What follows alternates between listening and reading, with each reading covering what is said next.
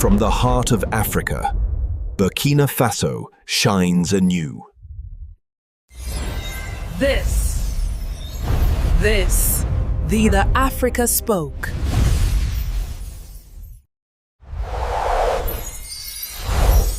Don't forget to subscribe for more powerful African stories. They thought it was a military base. From the satellite, they saw rows and rows of identical rooftops rising from the red soil. Neat, geometric, organized, suspicious. Reports started flooding in. Unusual compounds in West Africa. Foreign funding suspected. Is Burkina Faso hiding something? But no one noticed the woman in the corner of the image, barefoot, smiling, holding a key in her hand. Not a weapon, not a flag, a key, the first one she'd ever owned.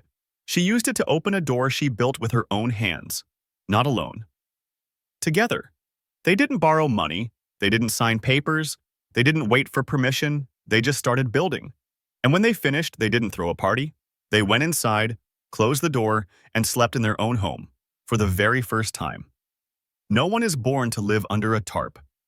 But some people die without ever having touched a doorknob that was theirs. In Burkina Faso, 64% of urban housing is considered informal. That means no title, no legal protection, and no access to basic services. These aren't just houses, they're ghosts on a map. People live in places the government pretends don't exist. Amina is 73. She's lived in 6 different places and been evicted from all of them. Not once did anyone call it hers. She's never owned land, never received a letter addressed to her, never signed a piece of paper that gave her security. The only document she owns is a yellowed expulsion order, issued in 1981 and still technically valid under colonial-era land codes. She keeps it folded in plastic like an artifact, not because she believes in its authority, but because it's the only proof she was ever counted. That's not an exception. Across sub-Saharan Africa, an estimated 238 million people live in slums. Many of them are intergenerational, children born, raised, and growing old in neighborhoods that legally don't exist. Now meet Musa. He's 9. He's never slept in a room with 4 walls. He's never locked a door. His bedtime is dictated by weather, noise, and fear. When it rains, they move the bed uphill. When it floods, they don't sleep. And yet, his family pays rent, cash every month, to a man who doesn't legally own the land either. It's a system built on invisibility. Everyone pays. No one belongs. In the US, you can rent a 30-square-meter apartment for $2,000 and still feel unstable. Here, you can build your own home and still get evicted because some document from 1962 says you shouldn't be there. Here's the twist. Some of those eviction orders, they're still stamped with the names of colonial administrators, men who died half a century ago. But their signatures are still stronger than the lives of the people standing there now. So let me ask you this. Have you ever assumed that having a home is just a part of life? A place you return to without question? For hundreds of millions of people, home is not a given. It's a gamble, a negotiation, a borrowed corner of land that can disappear overnight. And still, most of them don't ask for pity. They ask for one thing, to exist on paper the way they exist in real life. If you've ever taken your address for granted, pause. Think about what it means to belong nowhere, yet be expected to follow every rule. Do you think that's fair? Leave a comment. I'd really like to know. No press conference, no ceremony, no hashtag. But somewhere outside Ouagadougou, over 2,000 people showed up at dawn. Not to protest, to build. This started when Burkina Faso's president turned down a $600 million loan from the IMF. Infrastructure money, low interest, multi-decade terms. But tied to a familiar condition. Open up more public land to private investors. He said no. And just like that, everything changed. Days later, a policy called the Land Justice Act was signed. It allowed redistribution of unused, often speculated land back into the hands of citizens, not for profit, not as handouts, but as sites for people to build their homes. The only catch? You had to build it yourself. People laughed. Analysts scoffed. You can't build a city with sun-dried bricks, one Western economist said. You need money, machines, skilled labor. Except people did. They mixed clay with water, shaped bricks by hand, dried them under tarps, stacked them slowly, deliberately. On each brick they carved their names. Not initials, not slogans, full names. It wasn't just about housing, it was about documentation, dignity, a physical claim to land that, for decades, had been bought, sold, seized, and forgotten by people who didn't live on it. Here's a detail. Some of the land being redistributed still carried eviction orders from the 1970s, remnants of colonial-era land codes that no one bothered to erase. Until now. And still, many questioned the idea. No external funding? No contractors? No donors or NGOs in the lead? Sounds like chaos, but it wasn't. It was quiet, methodical, ongoing. People say this isn't scalable, that you can't organize thousands of untrained civilians to build stable housing on reclaimed land. Maybe not in every country, but in this one, they're doing it. Here's what it really is. A government stepping back just enough for people to step forward. And yes, that scares people.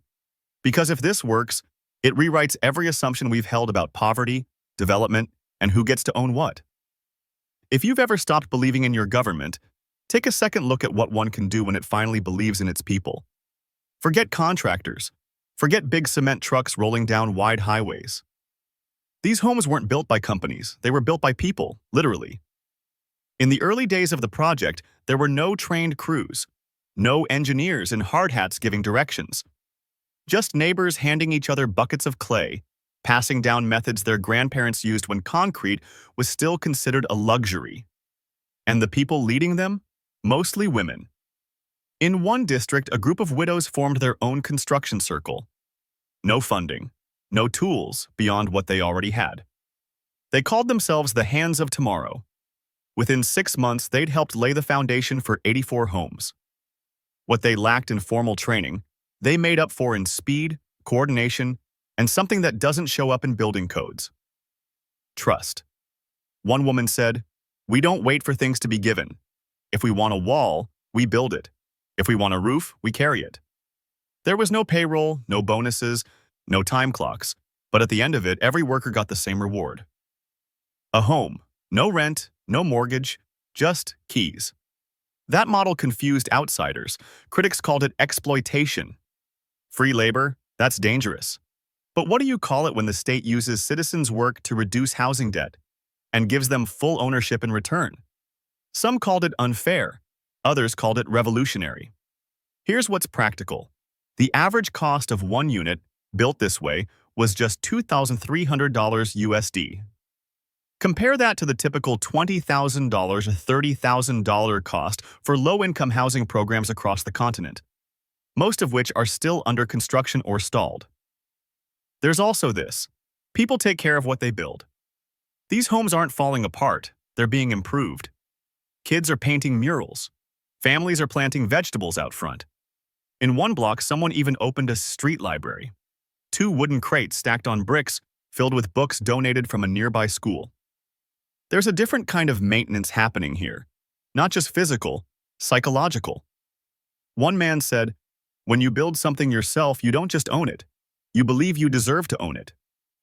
And that belief, that quiet, slow, dangerous belief, is what makes this whole thing work. So let me ask you, if your government offered you land, not as a gift, but as a trade for your own labor, would you take it? And if you did, would you build something better than what the market ever sold you? It started with a blurry drone photo. Aerial surveillance picked up rows of small, identical buildings rising from a flat plain outside Ouagadougou. No signs, no logos, no satellite dishes, just red rooftops, arranged like code. Within days, the international press jumped in. Unidentified compounds emerging in West Africa.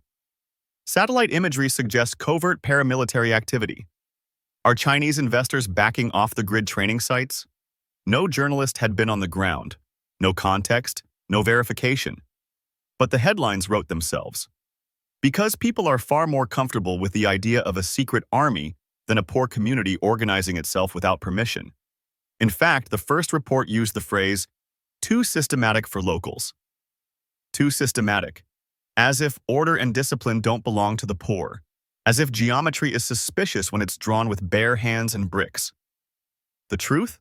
Those buildings were homes, built by volunteers, funded by labor, guided by trust, and the so-called Central Command Center? That was the community kitchen, where Fatoumata made porridge for 30 workers using firewood and a metal pot with no handle. Another outlet described the rainwater tanks as large-scale storage silos, content unknown. What they held was clean water, for drinking, for cooking, for survival. But survival doesn't go viral. Speculation does. There's a reason stories like this get twisted. Because if these people really built this without the World Bank, without international aid, without a single consultant from London or Paris, then what does that say about every billion-dollar failure wrapped in policy language? The media doesn't just report what it sees. It reinforces the story power wants us to believe. That poverty is passive. That self-reliance is dangerous. That anything successful, organized, or dignified coming from below must be backed by something from above. This isn't new. After the Haiti earthquake, community-built housing was called informal sprawl and bulldozed. In South Africa, neighborhoods built by residents were denied public services because they didn't follow state urban growth models. In Nairobi, an entire self-funded apartment block was labeled unsafe by donors who never stepped inside. Pattern, not exception. Because when poor people organize, it's called instability. When they succeed, it's called a threat. It raises uncomfortable questions. If the poorest communities can create livable housing on reclaimed land without corruption, without debt, and without violence, what excuse do rich countries have? And if they don't need us, what are we really exporting?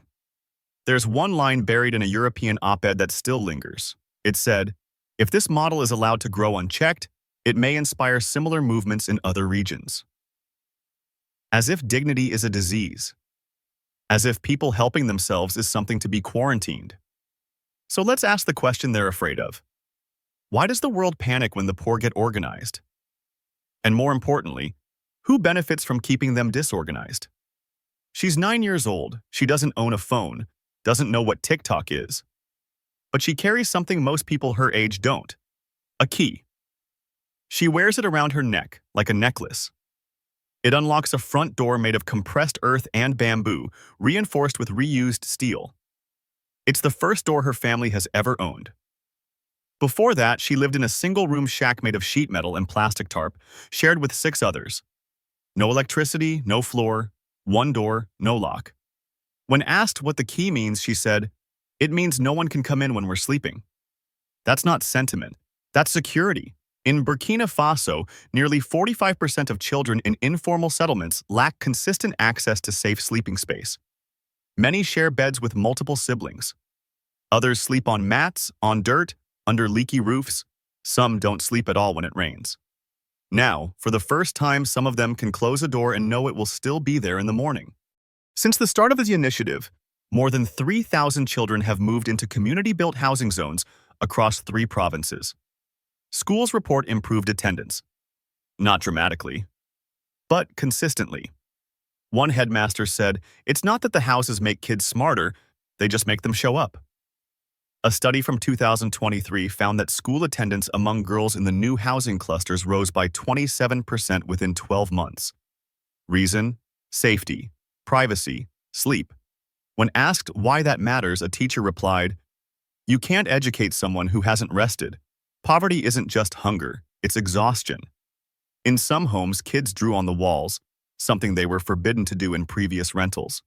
Not because it's bad behavior, but because they never felt the walls were theirs. Now they're painting trees, stars, maps, their names. One girl wrote, "This house is not afraid of storms." There's something subtle happening here. Not flashy, not policy-worthy, but real. Ownership isn't just legal, it's emotional. When a child wakes up knowing their bed is in the same place every night, it changes how they see the world and themselves. But not everyone sees it that way.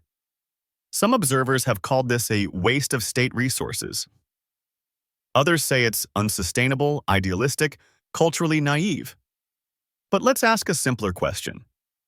If a 9-year-old girl now goes to school because she's not afraid to fall asleep, What exactly is the problem?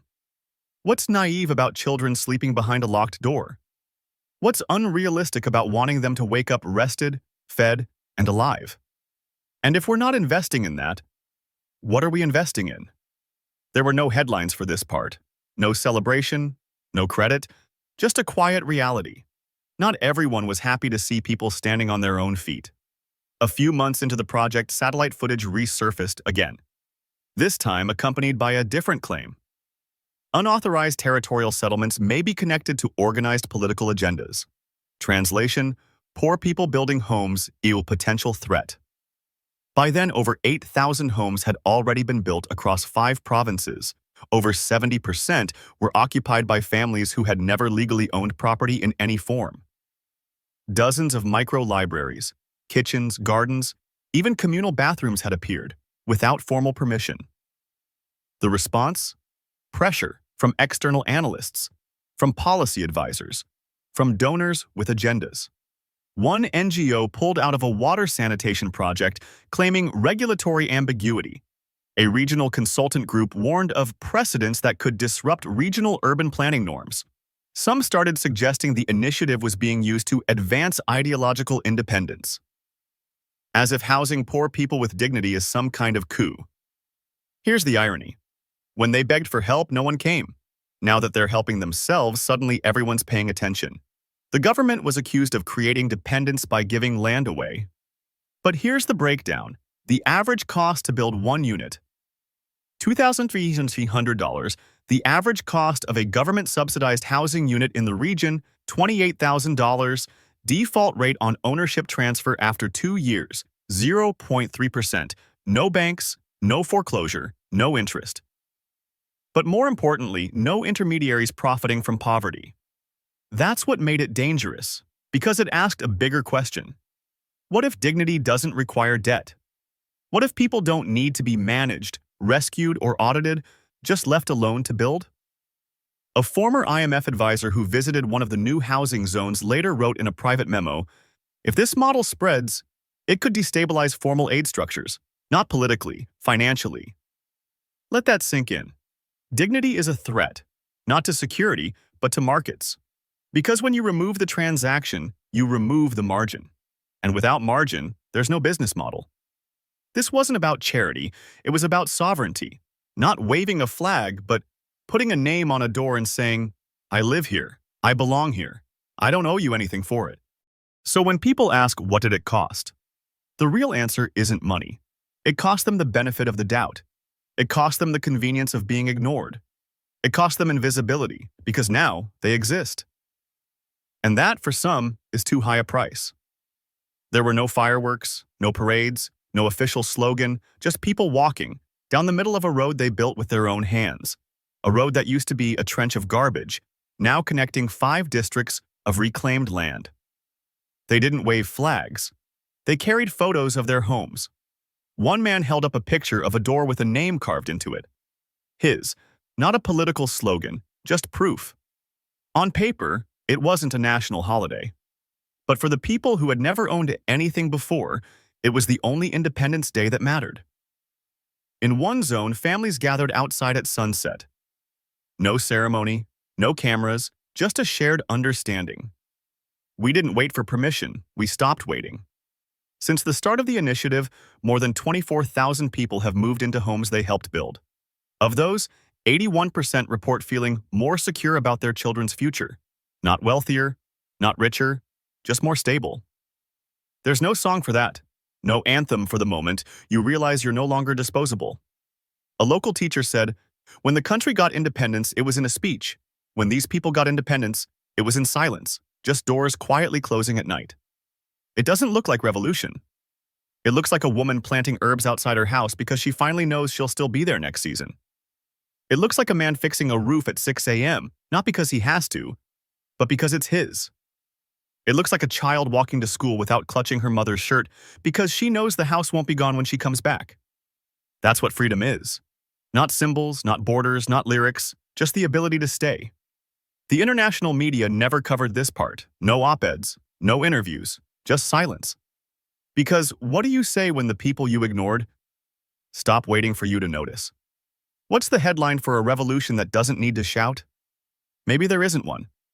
Maybe it doesn't need one. Maybe it's enough that tonight, tens of thousands of people will sleep behind walls they built themselves. No debt, no permission, no anthem, just peace.